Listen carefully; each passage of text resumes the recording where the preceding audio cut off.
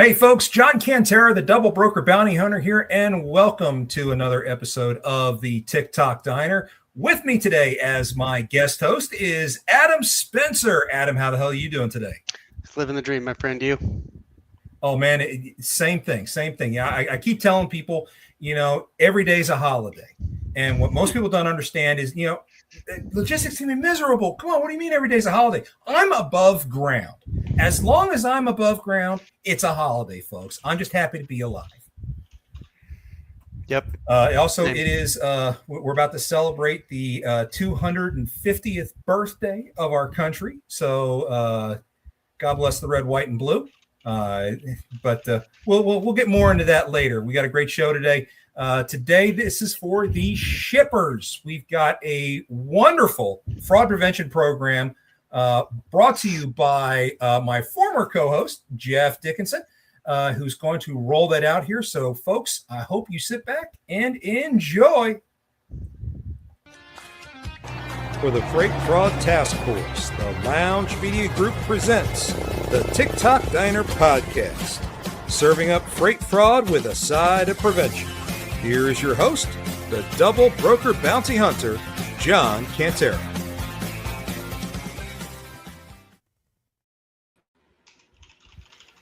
How you like my new intro? I love it. How you like that? I keep trying to toy with it and improve the production value because, as you guys know, it's just me. I just do all this stuff by myself. So I don't have like a fancy producer sitting in the background making sure everything's right. And I'm so low tech, it's crazy. But Jeff, my friend, the master architect of the pyramids, how are you doing today, sir? I'm doing well, man. Everybody ready for the holidays? Oh, dude, I cannot wait. The pontoon boat is rented. I got to go buy the shrimp, and we're going to be hanging out at Crab Island in Destin, Florida. For those who don't know, Crab Island is a sandbar that rests in the middle of a pass off of Destin Beach. And it's just a huge party atmosphere. There's usually a barge with a stage on it. Radio stations come out and blast their stuff. There's usually vendors on barges as well. It is going to be a wild time. So if you happen to be in Destin, come look for me. I'll be out there and out and about. Jeff, what are you doing this weekend? You know what? Well, fortunately, a lot of my shippers are closing their doors like half day today and off tomorrow. So, hustling and moving freight before then, like normal stuff. But, not really doing too much this weekend. Just going to hang out. I'm going to be selling some flags for the Knights of Columbus at the 4th of July parade in town here with a bunch of my brothers. Having a few cocktails, going out to dinner, and doing the thing, doing the barbecue and all that kind of stuff. So I just hope the weather lasts because we're going to have some massive storms up here because of the weather that's rolling in. It's pretty hot up here. So. Oh yeah. I know it's coming. I do know it's coming. Adam, what are you doing this weekend, buddy? Barbecuing some shoulders and just Nice. hanging out with neighbors, having a good time. Man, however you celebrate this weekend, please, folks, try to be safe. And I'd also like to welcome the folks who are watching us on X on the Logistics Lounges profile. As you can see, you haven't seen my face on this profile in a long time. Yes, the Double Broker Bounty Hunter is back on the Lounge Media Group. This is our first show back. So thank you so much for joining us. And we're very much looking forward to being here for a very long time to come. Jeff, let's go ahead and get into what you're doing. You have built a comprehensive probably doesn't even begin to describe it, a comprehensive fraud prevention program geared towards shippers. Tell us what you got. Yeah, like when you go to a beach and the lifeguards are off duty and it says enter at your own risk. Well, it's pretty much similar to what I built and what we're facing in the industry. We all talk about the vetting tools. I'm not against technology, but let's face it, there's a risk in everything that we do in logistics. And I've been in it for 46 years, and I've seen the evolution of technology, the good and the bad and the ugly. And the thing is, it's that warning sign. If you're going to a private beach, you see that enter at own risk, lifeguards not present.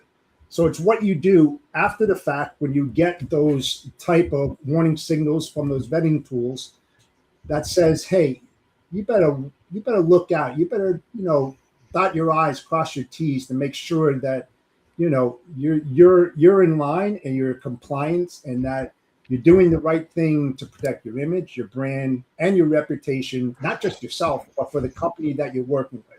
And I've seen a lot of stuff on the shipper side where I've never administered what my predecessors did. I always ripped things up and started from scratch and identified those gaps and those loopholes. And this is what this whole program is. And I'll just show you the size of it real quick. That's Oh, wow. it's about 11 pounds, about 7.5 months worth of work. And what I'm going to do today is do a small presentation, tell you what TRMOS is. That's TRMOS, which stands for Transportation Risk Management Operating System. Pretty much built for the shippers, but also for brokers as well.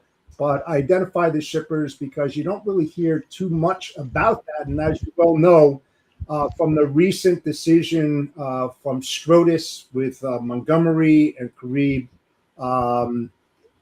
let's face it, it's not just going to be brokers, it's going to be shippers. So this is going to try to help out the shippers. Is it a guarantee that it's going to stop all fraud?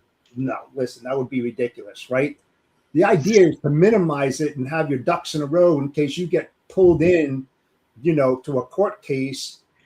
You want to make sure that ISO, if you do what you say what you do, and you document it, and make sure that not just that one facility, but all facilities that you are controlling within your realm, cross country or whatever, for the same company, of course.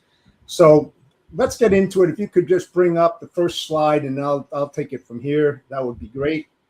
You got it, folks. Don't be scared. You won't see our pretty faces anymore. So we won't be breaking your cameras. The screen's going to be full with this presentation, but you'll still hear us. Let me put that up here, and there we go.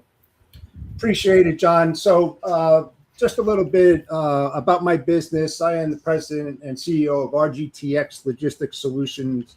I've been an independent Landstar agent since 2019, and I've been in the business in logistics operations for 46 years. 38 years of that career have been spent on the shipper side. So probably the number one question, guys, is what is TRMOS? Well, TRMOS stands for Transportation Risk Management Operating System. It's much more than a freight fraud prevention program. It is a complete operational framework designed to help shippers and freight brokers strengthen their transportation operations through documented processes, accountability, operational discipline, due diligence, and continuous improvement. We don't really hear about that continuous improvement, nor do we have anything in place to tell us how well we're doing it to prevent fraudulent activities to happen. Sure, after the fact, it happens, but what do you do after the fact? What are the processes? What are the steps? What are you doing to improve, your steps internally? Because if you remember, fraud would not exist if shippers didn't exist. The front line, the front line of defense is at the shipper's door. They are our eyes, no matter which way you look at it. So the system encompasses 3 integrated frameworks: Supply Chain Protection Partnership, which is called the SCPP, building stronger, more accountable partnerships between shippers and their transportation service providers.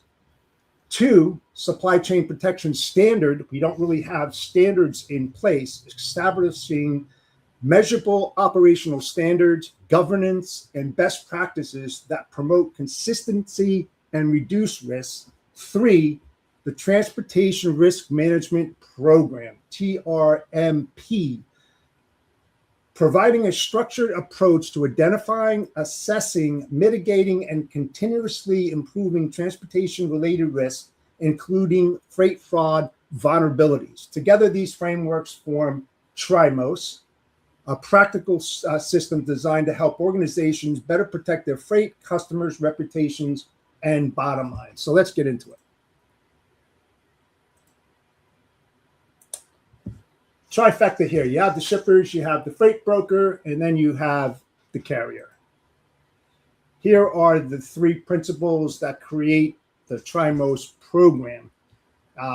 It's a system like no other that creates discipline and holds people accountable. Those are the two most important things: discipline and accountability, which we lack. So, again, this is created by me, 46 years in the business.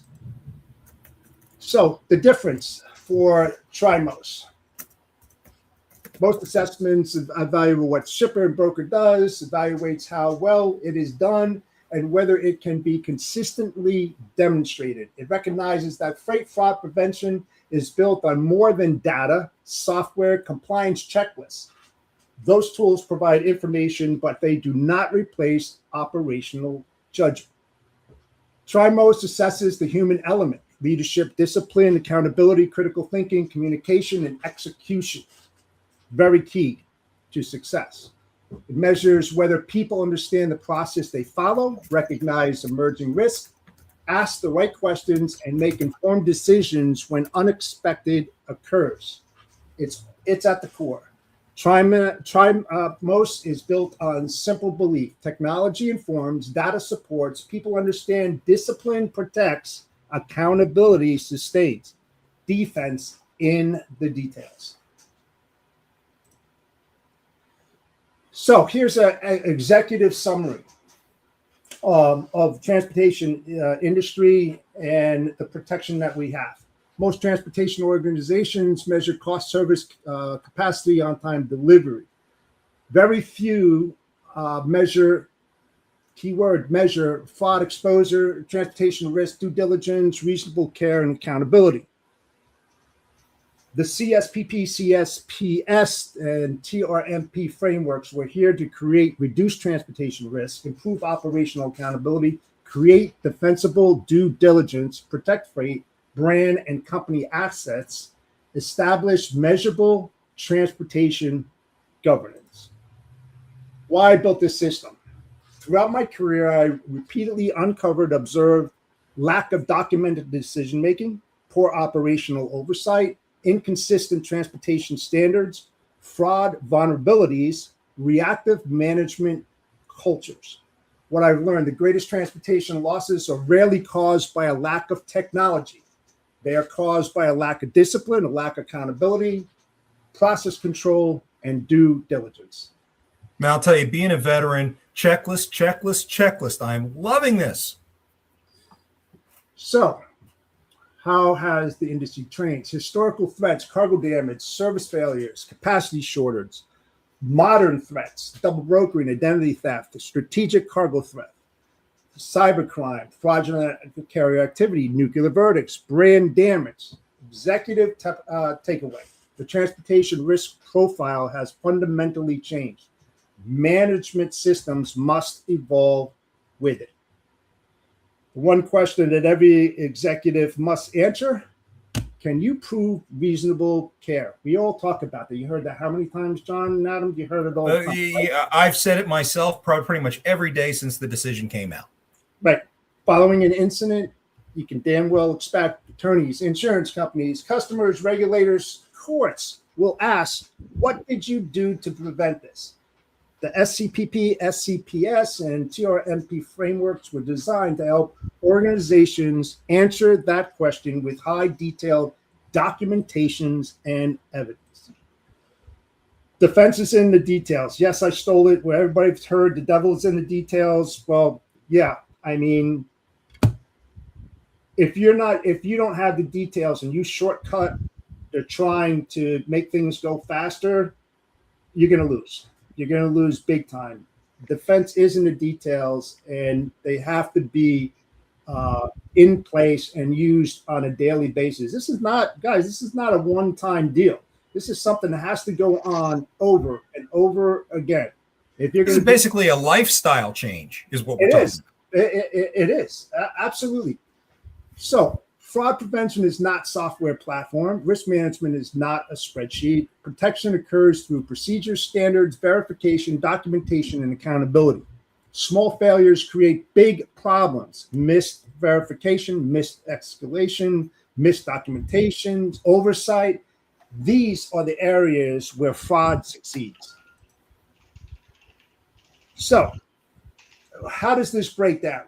So, the TRMOS system, together they create the government's accountability, due diligence, risk control, and continuous improvements. I said that earlier. What is SCPP? Shipper plus service provider. The SCPP establishes partnership expectations, shared accountability, communication standards, operational alignment, risk ownership. Oh, you've heard that before, right? It wasn't me, it was Bob, it was Jim. Stacy that did that, No, you have to have ownership, and a lot of people don't want to hold themselves accountable, or companies don't hold people accountable, and that's why they see fraudulent activities happen over and over and over again. What is the SCPS? The rules of engagement defines minimum requirements, performance standards, risk controls, documentation requirements, and compliance expectations. What is TRMP? It's the operating framework. Identifies risk, measures risk, controls risk, audit risks, and improves control, right? Now, this is key. Who measures risk? Who has scorecards? How many of you implement things but don't really know how well you're doing as far as how many incidents have occurred, or the incidents that did occur, are they escalating or de-escalating? Who has those in place? This is part of my program. So, the transportation risk maturity model. Level 1, reactive. Level 2, controlled. Level 3, managed. Level 4, measured. Level 5, optimized. Most companies operate between levels 1 and 2. The SCPP, SCPS, and TRMP frameworks moves organizations towards level 3 and 5. Otherwise, they stay within levels 1 and 2. The 600-page monster system. What's included? Standard operating procedures, work instructions, KPI scorecards, auditing programs, governance models, fraud prevention controls, accountability systems, risk management standards, training materials, and executive reporting tools. Tell me, who has those in place? Not many.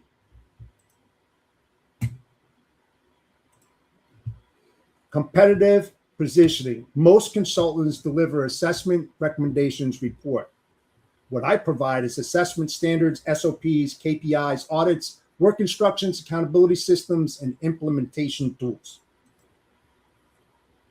Why we're different? Well, 46 years of extensive shipper experience, vast 3PL, 4PL logistics operations experience, real world enterprise transportation management leadership, and of course, brokerage experience, dedicated operations, not transactional.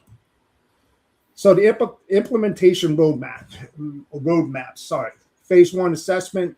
2, design. 3, deployment. 4, training. 5, audit. And then what are we going to do to improve what we put in place, and how are we going to measure that improvement? So the executive CTA, ask yourself, can we prove reasonable care? Can we demonstrate due diligence? Can we defend our decisions? Can we measure transportation risk? If I asked you right now, show me your fraud prevention program and policy in 5 minutes or less, can you produce it? If not, the SCPP, SCPS, and TRMP frameworks were built to help you to answer those questions. Final message: protect freight, protect brand, protect company. The best fraud protection step that you can take is the ISO framework philosophy. If you say what you do what you say, and then document it. The transportation industry has spent decades measuring cost and service. The future belongs to organizations that can measure protection, accountability, and risk. Because how do you truly know how well you are preventing fraud? The transportation risk management operations system can do that for you. That's my contacts. If anybody wants to learn more, again, this was a quick summary of everything that I put together.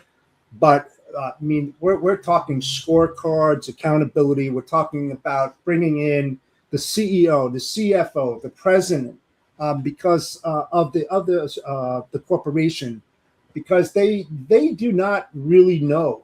I hate to say it, but I've worked in that industry. I'll say it again and again.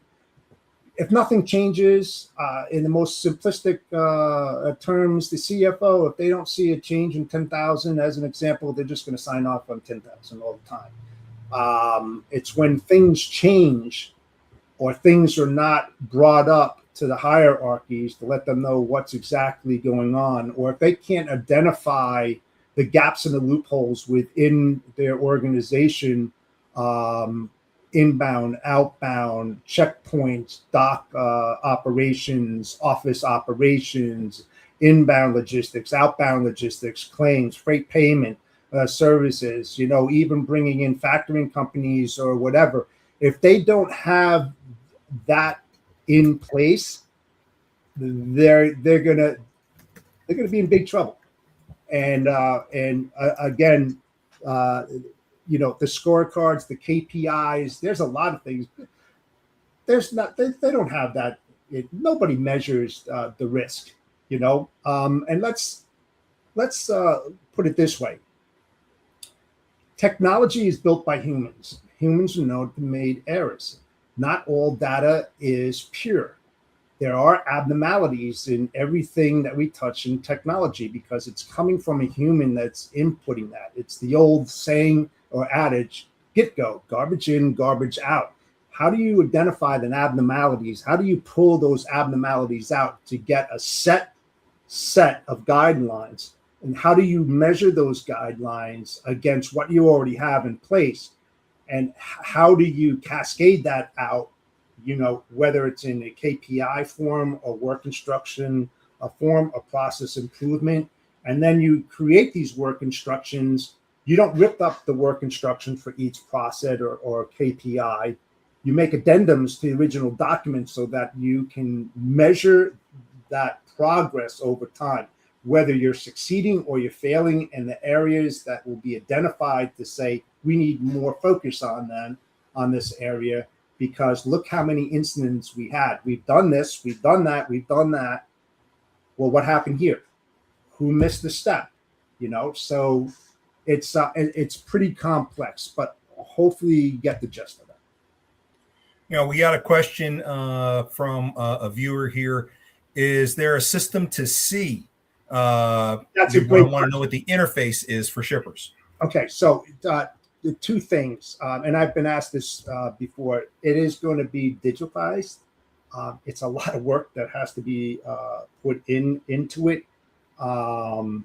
My blood, sweat, and tears of, I'll just say 38 years have been put into this. I have dug into my archives. I'm one of a few people that pretty much kept all my business cards when, I was a warehouse worker and forklift driver and truck loader and operations manager, all that kind of stuff. And I still have that. I have documents from when I worked for Schneider National on their logistics side. I've had it on the carrier side, just all these things. Now, that was a while ago, but I took all of that information and then I evolved it to where we are now and all the things that I'm hearing. But there's things that I'm not hearing that concern me. And that's why I built this thing. Again, I'm working with the lawyer.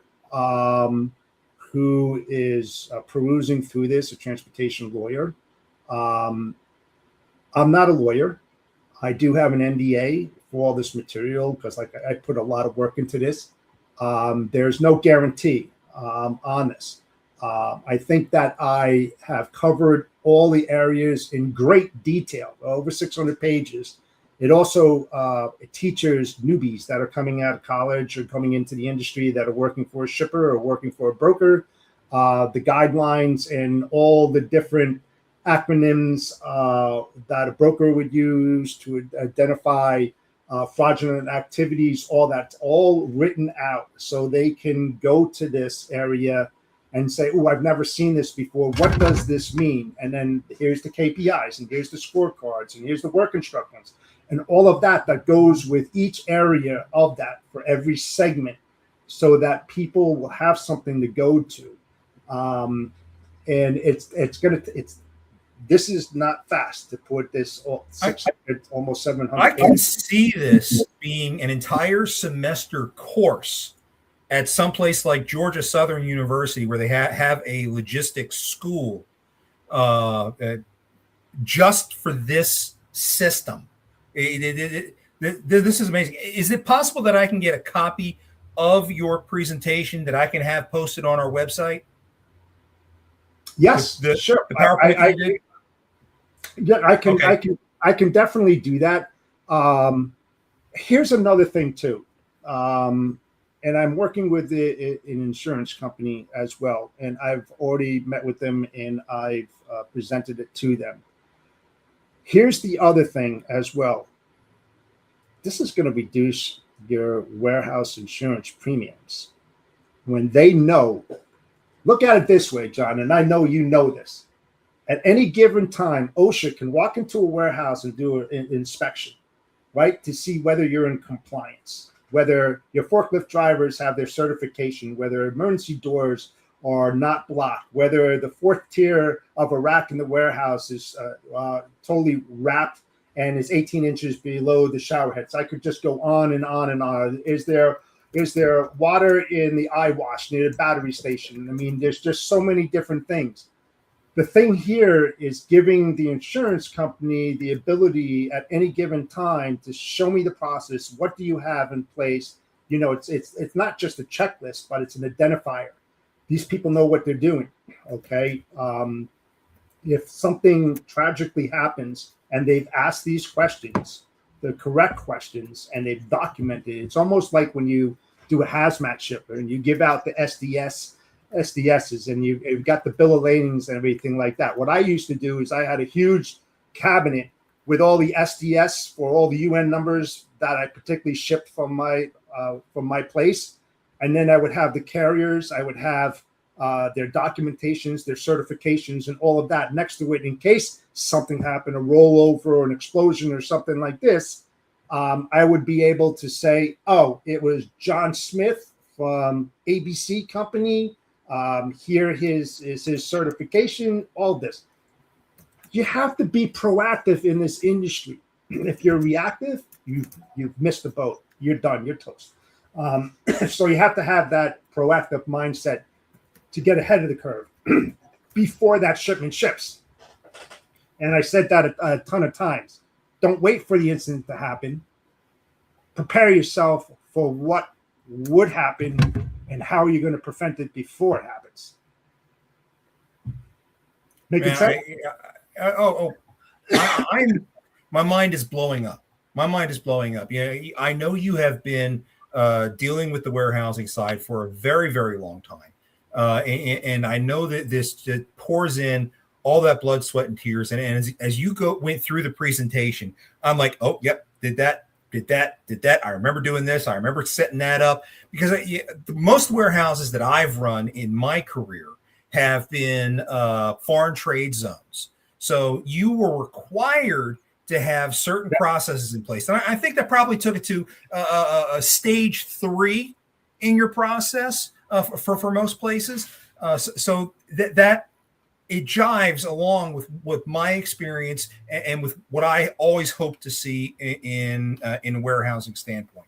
You know, it's one of the good things about about my background, I've been in every facet of supply chain domestically that you can imagine. So that's why I see the different scams and how they play out all across the entire supply chain. But I mean, this right here is groundbreaking. I kid you not. This is something that you should be selling to universities as a course. We're going to be calling you professor soon here. No, thank you. No, it's just like, listen, and there's not too many people that can say this, and I'm not ego driven, but I love this industry. I have a passion for it. 46 years in the business, and I am not retiring anytime too soon. There's much to be done. There's much to share. There's much to learn. I try to learn every single day, and if you're not learning every single day, you're going to get left behind. Just remember, and I don't care about aging myself because I'm proud of it, man. No cell phones, no computers, none of that. Everything was done by Rolodex, a landline. We had to do. It was tough.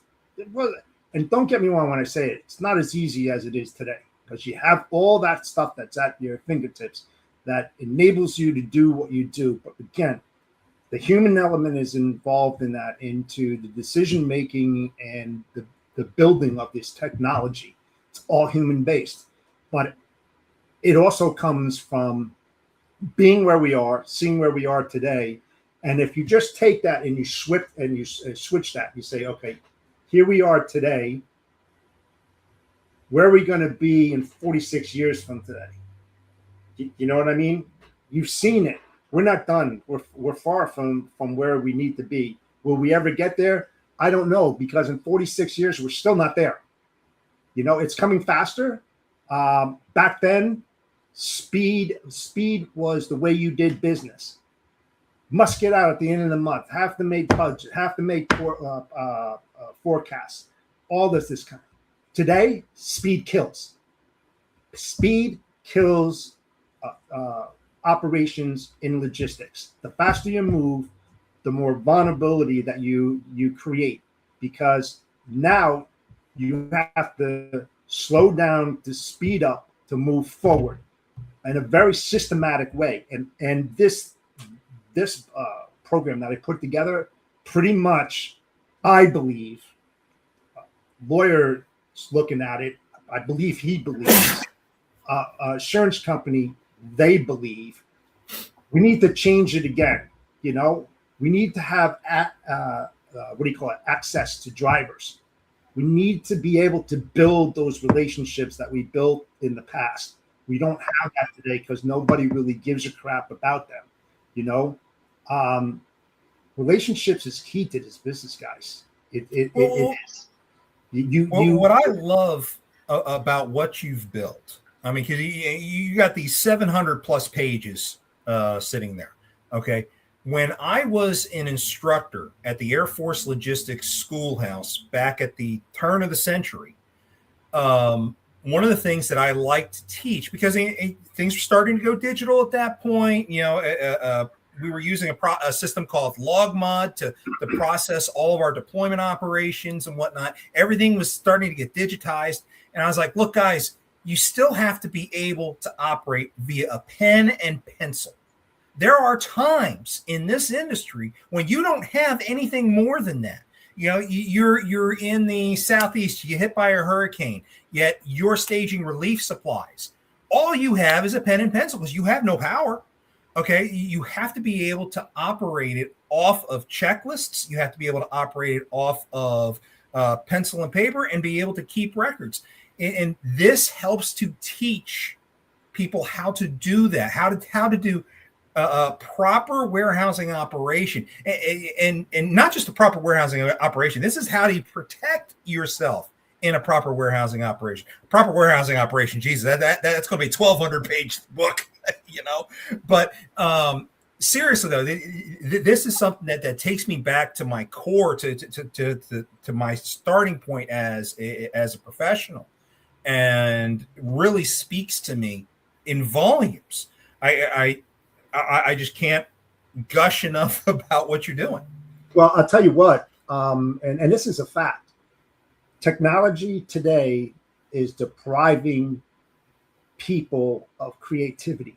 They're relying too much on the technology, and they're not really being able to dig in. They assume because they listen too much to it, and they don't think outside of that technology. The technology says it's this, so I should do that, right? You need to really start looking. People, it's like listening. Some people listen with intent. Two different things.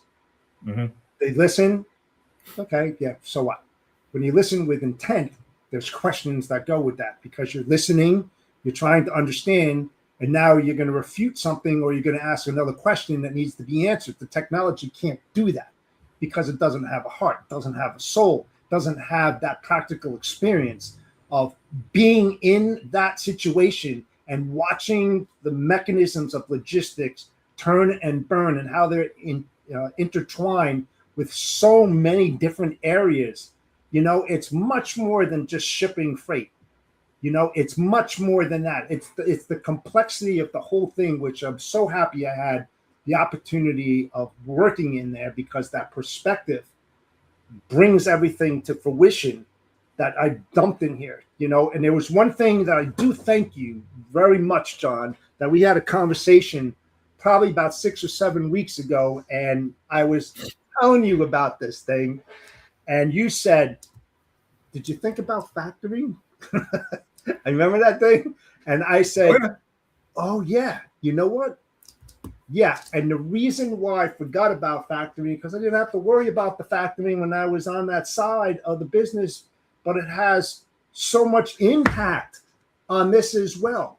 So it's those things. Everything else, I think I pretty much got down packed. Here's the thing. It's almost 700 pages, and I'm still thinking of more stuff to add to it because when I'm reading it over again, I'm looking through the notes and trying to compile stuff. I'm like, oh yeah, you get those oh yeah moments, that light bulb goes off. I remember that, and that's how you just keep on, like you said, pencil and paper. Us OGs start referring to that as a senior moment. Right. With a senior moment, and I hear out there, and listen, I'm not downplaying anybody that's working in logistics, but when I hear people that are making programs and they say, well, I compressed it to 40 pages, I compressed it to 60 pages or whatever. No compression, guys. Compression is shortcuts. It leaves open gaps and loopholes for fraudulent activities you go through. If you're going to write something, damn it, you need to write down. It was just like when I did work instructions and cross-training people in the warehouse. I asked those people to write their job description and what their role is. I want you to put that in a work instruction program. When you're done, and that's the inbound specialist, give it to the outbound specialist and tell them to do your role. If it's written right, he or she should be able to jump in your seat and make all those moves that you do. And I did that for the simple reason, vacation, somebody gets hit by a bus, someone's sick or whatever. I can take somebody in the country because when I was working for Ford, we had many different facilities over. I mirrored the best practices and I dumped it into every single facility. So if I had, and I went all over the country, if I had to go and take over for another logistics manager because something happened to him out in Twin Cities, right, or in Charlotte or Dallas or whatever, I could go in there and I'm walking into my office. I'm looking at my filing cabinets. I'm looking at my process because I built it like ISO. If you do, like I say it all the time, I'm such a whatever, but I built it so do what you say what you do in your document. So the next person, if they need to find something and you go through an ISO audit, you'll be able to get into that cabinet and pull that sucker out there as soon as possible. So it's highly structured, highly organized, just like the military. That's what Snyder and National was. Most of their people there are highly structured people, a lot of ex-veterans and stuff. And they mentored me, they coached me, and they were very constructive disciplinarians. I believe in this industry, everybody needs a highly constructive disciplinarian. It's good, makes you feel like shit, but it's really good. You just don't realize how good it is at that time because you feel like crap and you feel defeated and everything, but it's one of the best learning lessons that you can ever have. So if you're a logistics manager, a manager of any type, and you want to discipline your people, do it constructively so they leave there with some more intelligence and knowledge than what they start off in the morning, and they'll come back and hopefully if they really understood and listened with intent, they're going to say, thank you, I appreciate that, you're right, I was wrong. And that's how your position escalates and you move up the ranks. And I failed miserably, guys. You know, I'm not afraid to say it. I'm glad I did, man. I fell on my face a lot of times, and I had some mentors and coaches that picked me up and believed in me when I didn't believe in myself. And they made me work, man. They made me work like unbelievable. That I missed out on a lot of things. Do I regret a lot of things? You know, Adam has a small kid and stuff like that. You know, it's really good that he's able to spend a time with his child. I didn't have that. I missed so many different events because I wanted to grow, and I did it all the wrong way. Was it right or wrong at that time? You know, it was wrong. You can't get them back. But I learned a really good lessons, and I've seen so many different stuff. So this is what this system is about. I want people to understand that there's a better way besides technology, that you can protect yourself and still do what you do, but do it much better and feel that you accomplished something at the end of the day. And that it's a lot of reading, it's a lot of understanding, but once you get it down packed, it's going to be like waking up in the morning, brushing your teeth, knowing the back of your hand, how to dress, drive a car, all that. That's but I feel this going into a similar direction that I think is probably the biggest issue across all of supply chain at this point: lack of education. I think there is a massive lack of education that exists across the industry. And I've been feeling that for at least the last 15 years. I remember I was running a warehouse at one point about 15 years ago. And I take a lot of time. I would bring my guys in and for 2 hours additional time every month. I pay them 2 hours of overtime every month to sit down and just go over procedures, go over why we do things a certain way we do, so they can kind of anticipate what is going on from a business perspective, from a process perspective. You have their opportunity to put inputs.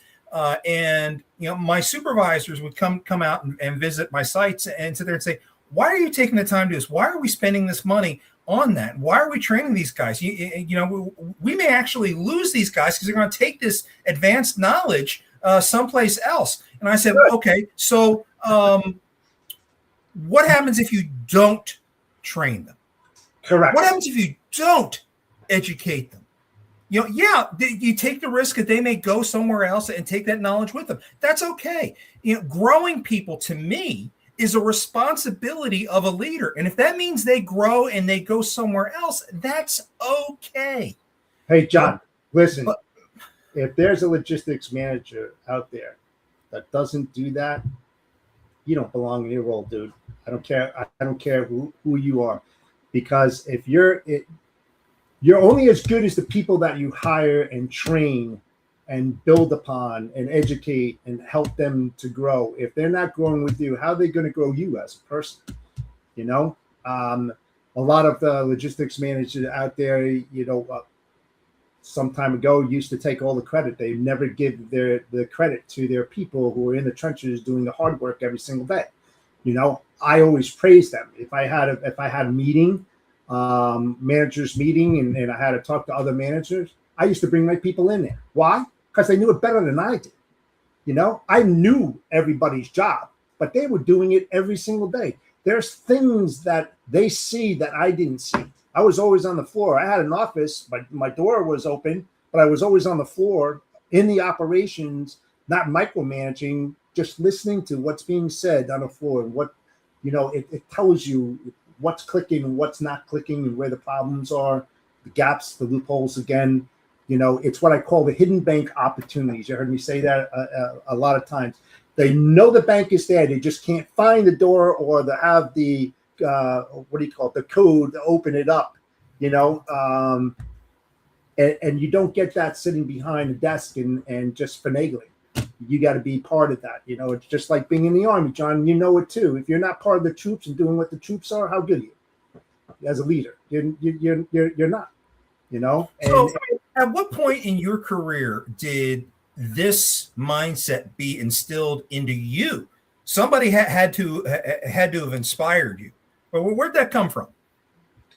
It came from a very good friend of mine, 38 years ago. Yeah. 35, 38 years ago. His name was Nick Ziss. He was the operations manager and warehouse manager for Onkyo USA. You probably heard of that CPG company. High-end receivers like Carver and all of them that were out there at the time. And I was cocky back then. And you know that question. No. You know that. Oh yes. Oh, I was bad. I was bad. But you know that question that you always get. Where do you see yourself in 2 years? Where do you see yourself in 5 years? And if you ask my boss, I still call him my boss. He's my friend, but every time I talk about him, I say my boss. If you ask him what I said, this is exactly what I said to him. Jeff, where do you see in 5 years? Nick, I'll be honest. I'm going to take your job in 2. That's what I said to him, and I got it. And I took it over, and I worked harder than anybody out there. I loaded thousands and thousands and thousands. You know, I would probably say close to 10,000 full truckloads that I loaded with my troops. We used to get dressed up to go into our office. That's the way that we worked back then.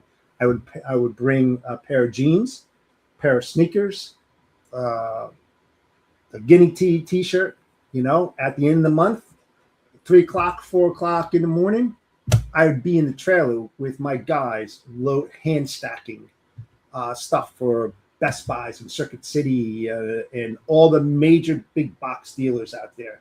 I wrote work instructions and very detailed work instructions for every big box dealer in the country. And I don't say, I still have it today. It's like this thick, you know, how do you stack them? And because Walmart had these specific pallet sizes, you had to stack it and the height to fit in there because there's just because of the operation. And I knew the operation, and if you didn't have it a certain thing, they have to break it down on the dock, and then they had to reconfigure it, and that cost you money and all this other kind of stuff.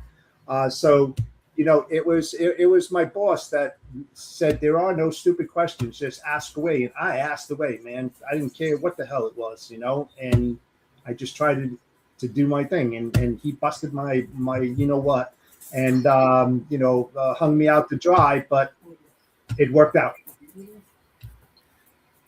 Yeah, you know, folks, when he talks about Nick, he's really talking about Pharaoh Ramses II.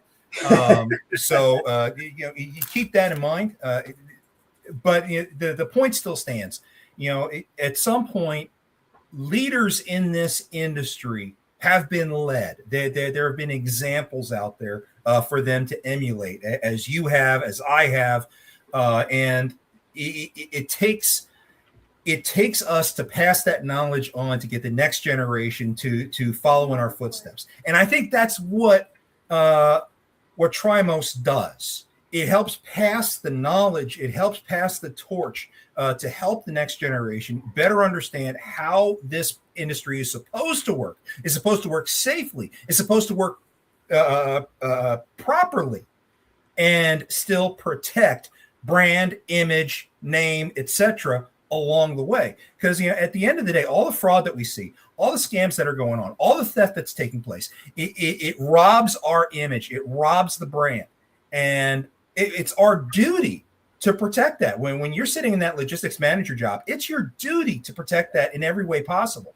And I don't think most, and I'm going to say most, I would dare say at least 75% out there, do not have that mentality built into them, constructed into them, drilled into them to help them achieve a success that our generation has been able to achieve in this space.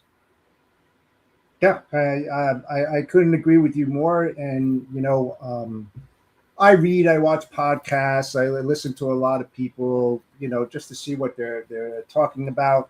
And, like, for instance, quick example, like intermodal, right? Coming out of LA, the port of LA. 20 years ago, those boxes were all over the place. 25 years ago, all over the place underneath those bridge coming out of the ports there. They're still there today. 25.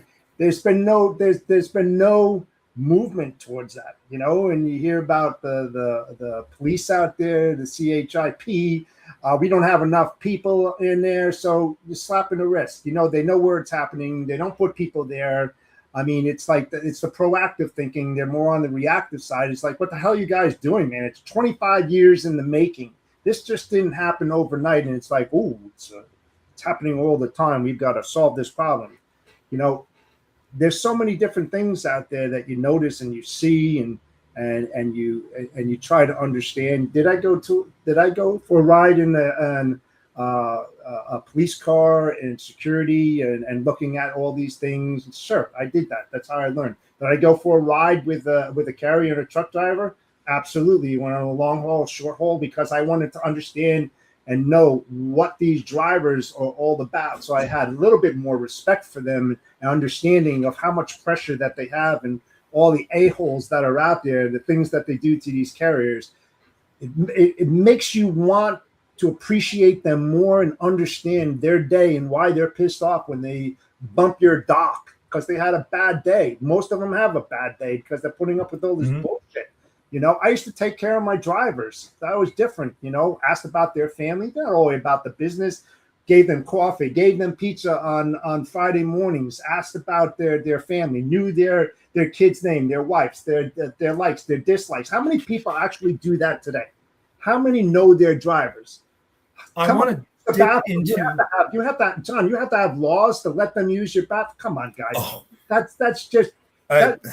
This is how you destroy relationships. This isn't how you build them. And I say this all the time, and I'm not afraid to say it. I hate brokers. That's the reason why I became one, because of all the shit that I had to put up for 35 years from these brokers, the new ones that came on board and stuff that didn't know anything about this. And I talk about the knowledge base and understanding before you make those calls. Who are you reaching out to? Who's the guy in charge? What's his background? How much knowledge does he have? What's the product line? How big is the company? What's the revenue? All this instead of the pray and spray and stuff like that. I'm very strategic of who I go. Do I have a lot of customers? No, I don't have a lot of customers, but I have the customers that are going to be there for a while, and I'm going to take care of them. You can't do business this way. It's all the shortcuts, and when you have those shortcuts, you're going to open yourself up for vulnerability and risk. Because you're not detailed enough to understand and look for those loopholes and gaps. Let me pull you back for 1 second, Jeff, because man, I just love the hell out of this. I know we're coming up towards the top of the hour. We're going to have to start wrapping up in a few minutes, but I got a couple of questions here from Michael Darden over here on LinkedIn that I wanted to address. He was asking you whether or not you've used any AI to help produce any of the content for this tool. And are you concerned about AI learning it from you and then sharing it to others without utilizing your process? That's it. And I know Mike. I'm part of his program too. Thanks, Mike. I appreciate that comment. I've taken a lot of the information that I've built from my past engagements. I have a stack of stuff behind me that I brought up there, and then I used a little bit of AI. I do use AI for my image making. I've learned how to do that. It's a great tool. It speeds things up. But when consolidating and stuff like that, yes, I did use a little bit of that, but most of it is just pounding stuff for 7.5 months. I think I may have talked to Mike about this some time ago when we had a conversation. Mike's a very smart guy. If you're not connected to Mike Darden, I strongly recommend it. If you want to talk about technology and the stuff that he's built, I won't mention the companies that he's built and what they did with his technology, but there's a lot of things out there right now that wouldn't be in existence if it wasn't for Mike and what he did with it. So again, look him up. Strongly recommend that you connect with him, and even if you have a chance, have a conversation with him if you want to learn a lot. That's awesome. Let's go ahead and start wrapping this up. Adam, you've barely been able to say anything. I've seen you've been working like a dog over there. Working like a madman today, baby. That's what I get for being out of the office yesterday. Yeah. You have any wrap-up comments, questions, concerns? No, not really. I think it's super interesting. This is a 1,000-foot view. I'm sure once we really break down and get into it, mind will be blown and you'll have 1,000 more questions. But I've known Jeff for a long time, known him to be a man of integrity, and I know that he's put his full heart and soul into this. So I'm sure that it will be probably the premier service out there once he gets full legs and gets up and running. Awesome. I Jeff, I know you've pretty much spent the entire hour plugging your program, but do you have any plugs, questions, issues, last-minute thoughts you want to get out there? No, the biggest thing is discipline and accountability, and how much that you have that built into your organization. Mike Darden and I talk about standards, and his business is about standards and writing the right standards and stuff like that. The biggest question that I have for everybody out there is, are you prepared? Like, if somebody walked in there and said, show me your processes and standards and how you conduct business and move forward, how fast can you produce that? Or are you just waiting? This is the time to be proactive. This is not the time to be reactive. You saw what SCOTUS did with the decision on Montgomery and how it affects brokers, shippers out there. If you think that you are not going to be pulled into the mix, you got another thing coming. I don't think it's going to happen this year. I think it's going to happen in the next quarter or half after they take care of this right now and start getting rid of all the issues that they have. Prepare yourself now. Give me a call. Reach out to me. Again, this is a consulting thing because I got too much involved into this. I've worked on your side. I know your side. I know your operations. I have the practical experience. Doesn't cost a dime to have a chat. It really doesn't. So thank you for the opportunity of being here, and I hope that people learn some more about this and what it's all about and how it could possibly help you out. So thank you. Well, folks, by the end of today, I will have the PowerPoint presentation up on my website, vigilanttransport.com. And if you have any other questions, you can always email Jeff at jeffd@rgtxlogistics.com. It's on your screen in front of you, so you can see it. But please don't hesitate to reach out to Jeff. This is important stuff. This is legacy building type stuff. And it's very important for the industry that we keep each other and the next generation educated in every facet of the supply chain. Folks, with that, I want to wrap it up. I want to thank the Lounge Media Group, Logistics Lounge, Road Dog Coffee Podcast for graciously having me back on the network. It's so great to be here. Thank you so much for catching us. And we will look forward to seeing you guys noon Eastern time every Thursday for our upcoming shows. Catch you guys next week. Have a good one. Please be sure to like and subscribe to all of our social media, and be sure to visit our merch store at vigilanttransport.com. Until next time, don't let scammers take you for a ride.